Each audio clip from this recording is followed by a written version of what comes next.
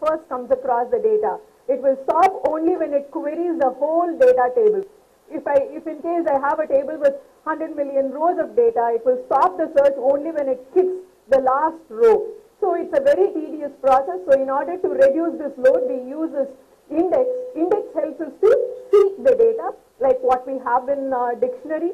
We just go to the particular location, the data and the meaning are in the same location. Similarly, what happens in the index of a book, I just navigate to the index, read, and then we'll be able to go. So that's the mechanism that we achieve out of index. Now, what is the big change in this index with a column store index?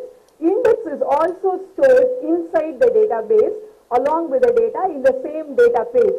So you can visualize it. For some of you who are new to database, you can visualize it like a book. As the page number is available in the same page where the book's content is available, the index also stays in the same page or same file where the data is available.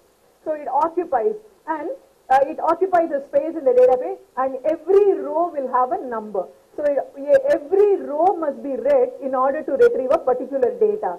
Now, with a column store index, a single row will contain all the rows data consecutively.